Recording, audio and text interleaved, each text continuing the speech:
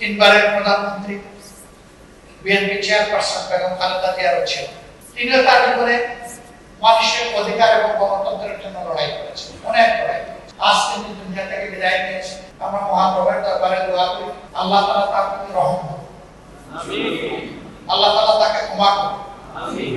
আল্লাহ তাআলা তাকে জান্নাতের একজন অতিথি বা মেহমান হিসেবে কবুল করুন, আমিন। তার পরিবারের সম্মানিত সদস্যবৃন্দ সহ তার আপনজন, প্রিয়জন এবং তার সহকর্মীদেরকে আল্লাহ তাআলা ধৈর্য ধারণ করার তৌফিক দান করুন, আমিন। প্রিয় বন্ধু সমাজ, বাবাকে এবং তার বীর সন্তানকে ছেড়ে এই লড়াইয়ে শুধু ছাত্ররা, একেবারে রাস্তার যিনি ক্ষুদ্র ব্যবসা করেন, যাদেরকে আমরা হকার, একজন রিক্সা চালক, ভ্যান চালক, গার্মেন্টসের কর্মী, তারাও শাহাদাত বরণ করেছে। আপনারা জানেন আমরা প্রত্যেকটি শহীদ পরিবারে যাওয়ার চেষ্টা করি। আমাদের হিসাব অনুযায়ী একাই মানুষের সংখ্যা যারা জীবন দিয়ে শহীদ হয়ে দুনিয়া থেকে বিদায় নিয়ে আমাদের গলায় কৃতজ্ঞতার মালা পরিয়ে দিয়ে গেছে, তাদের অনুপাত হচ্ছে যারা নিহত হয়েছেন তাদের মধ্যে 62%। একজন মানুষ চলে যাওয়া মানে একটা পরিবার পুরোপুরি অন্ধকারে চলে যাওয়া। তারা তাদের পরিবার এবং জীবনের দিকে তাকায় বাংলাদেশের মুক্তির জন্য তারা এগিয়ে এসে জীবন দিয়েছে। বন্ধুরা, তোমাদেরকে ছেড়ে আল্লাহ তাআলা তোমাদের একটি আকর্ষণ করুন, আমরা যেন অকৃতজ্ঞ হয়ে না যাই। তোমাদের এই সকলকে আল্লাহ তাআলা শহীদ হিসাবে করুন। তার শেষ নজরানা পেশ করেছে শহীদ উসমান ইবনে হাদি। তার অপরাধ সে ছিল আধিপত্যবাদের বিরুদ্ধে আপোষহীন এক লড়াকু সেনাপতি। আগের দিনগুলোতে সে যুব সমাজের সাথে একদম পানির মতো মিশে গিয়েছে। তার কণ্ঠ অনেককে উজ্জীবিত করেছে। যারা মানুষের অধিকার মানুষের কাছে ফিরে যাক, এটা যারা চায় না, বাংলাদেশ সম্মানের মাথা উঁচু করে দাঁড়িয়ে থাকুক, এটা যারা বরদাস্ত করতে পারে না, তারাই দুনিয়া থেকে তাকে বিদায় করে। হ্যাঁ, হাদিকে বিদায় করে লাভ হয়।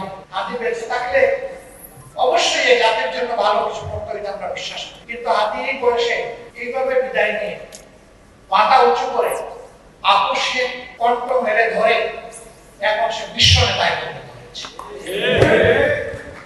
হাদি, তোমার জন্য আমাদের বুক করা ভালোবাসা। তোমার মতো আরো হাদি যেন আমাদের মায়েদের গর্বে বেশি বেশি করে পয়দা হয়, তাহলে বাংলাদেশ মহান হবে না ইনশাআল্লাহ। আমরা সেই গর্বিত মা চাই, আর আমরা সেই বীর হাদি চাই। এক হাদি চলে গেছে, আল্লাহ যেন এই দেশে লক্ষ লক্ষ হাদি পয়দা করেন। এখন যারা বেঁচে আছে তারা নিজেই যেন দাঁড়িয়ে বলে আমিও হাদি। হাদি তুমি চলে গেছে, অসুবিধা নাই, তোমার জায়গায় আমি দাঁড়িয়ে গেছি, আমি আছি। তোমরা কি বলতে পারবে? তোমাদেরকে ধন্যবাদ। বাংলাদেশ এ লড়াই মূলত কার জন্য?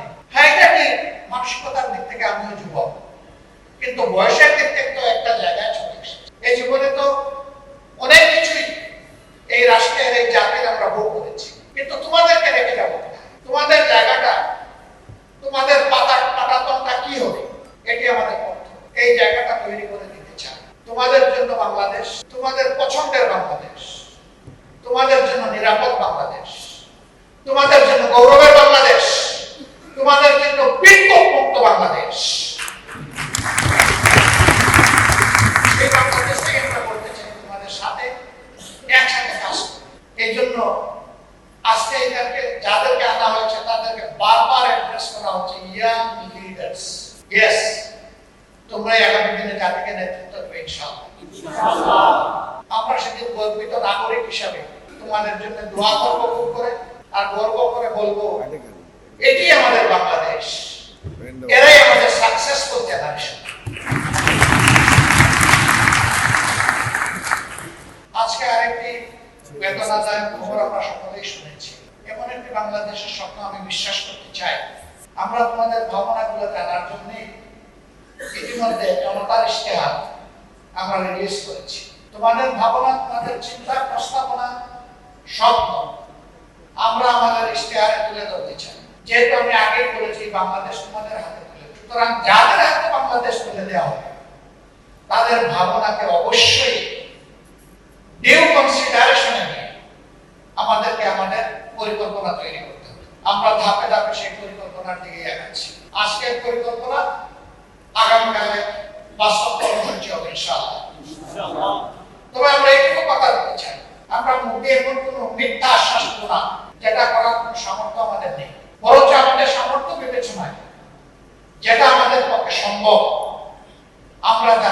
সেই পরিকল্পনাই কেবল তুলে ধরবো ইনশাআল্লাহ। এবং আমরা বিশ্বাস করি আল্লাহ তাআলার রহমত আর প্রিয় জাতির সহযোগিতা পেলে তা বাস্তবায়ন হবে। ওটা শুধু আশ্বাস আর পরিকল্পনায় আটকে থাকবে না ইনশাআল্লাহ। তোমাদের বিচিত্র জিজ্ঞাসাগুলো আজকে শুনবো, জিজ্ঞাসার ভিতরেই আমরা অনেক কিছু পেয়ে যাব। আজকে আমি এখানে তোমাদেরকে শিক্ষা দেওয়ার জন্য দাঁড়াইনি, আমি দাঁড়িয়েছি এখানে শিখার জন্য, তোমাদের কাছ থেকে শিখার, যুব মানুষের ভাবনা জানার জন্য। এবং এভরিওয়্যার আমি আমার নিজেকে একজন লার্নার হিসেবে দেখতে চাই। আজকেও আমি এখান থেকে শিখবো, জাতির জন্য শিখবো, আমার জন্য শিখবো। আমি আশা করবো খোলামেলা প্রশ্ন হবে, আর আমিও আমার দিক থেকে যেটুকু বুঝি সেটা বলেই তোমাদেরকে বলবো ইনশাআল্লাহ।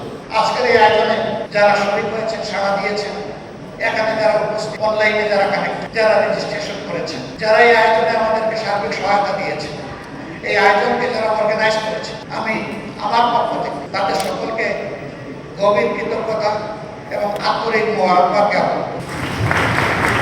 সত্যি আজকে যুবক বন্ধুদের, ভাই এবং বোনদের এখানকার উপস্থিতি আমাদেরকে দারুণ ভাবে আলোড়িত করেছে। আমি সংক্ষেপে বলবো আই এম ইমপ্রেসড। আমরা হাতে হাত ধরে, কাঁধে কাঁধ মিলিয়ে ইনশাআল্লাহ আগামী বাংলাদেশ গড়ব।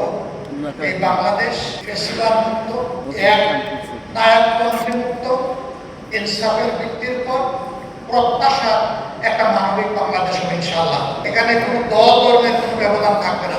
আমরা বলবো মাথা উঁচু করে আমরা সকলে মিলেই বাংলাদেশ।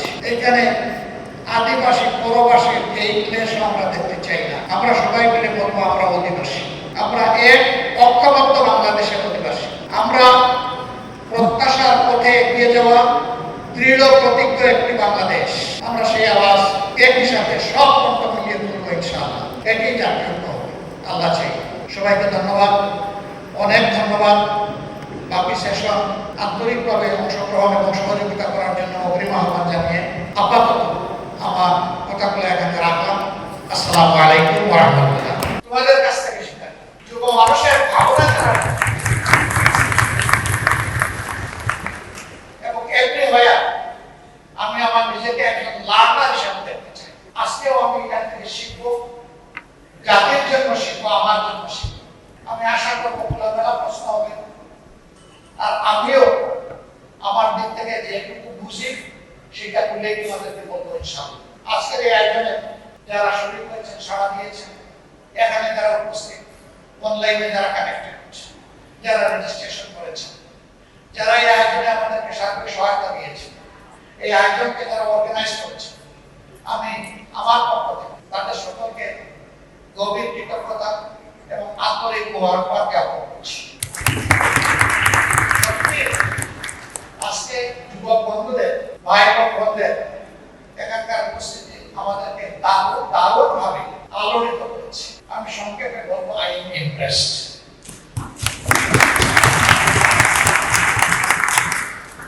আমরা হাতে হাত ধরে, কাঁধে কাঁধ মিলিয়ে ইনশাআল্লাহ আগামী বাংলাদেশ গড়ব। এই বাংলাদেশ ফেসিবাদ মুক্ত, এক নায়কতন্ত্রী মুক্ত, ইনসাফের ভিত্তির উপর প্রত্যাশার একটা মানবিক বাংলাদেশ হবে ইনশাআল্লাহ। এখানে কোনো দল ধর্মের কোনো ব্যবধান থাকবে না। আমরা বলবো মাথা উঁচু করে আমরা সকলে মিলেই বাংলাদেশ। এখানে আদিবাসী পরবাসী এই ক্লেশ আমরা দেখতে চাই না। আমরা সবাই মিলে বলবো আমরা অধিবাসী, আমরা এক ঐক্যবদ্ধ বাংলাদেশের অধিবাসী। আমরা প্রত্যাশার পথে এগিয়ে যাওয়া দৃঢ় প্রতিজ্ঞ একটি বাংলাদেশ। আমরা সেই আওয়াজ একই সাথে সব কণ্ঠ মিলিয়ে তুলবো ইনশাআল্লাহ। এটাই জাতীয়, আল্লাহ চাই। সবাইকে ধন্যবাদ, অনেক ধন্যবাদ। বাকি সেশন আন্তরিকভাবে অংশগ্রহণ এবং সহযোগিতা করার জন্য অগ্রিম আহ্বান জানিয়ে আপাতত আমার কথাগুলো এখানে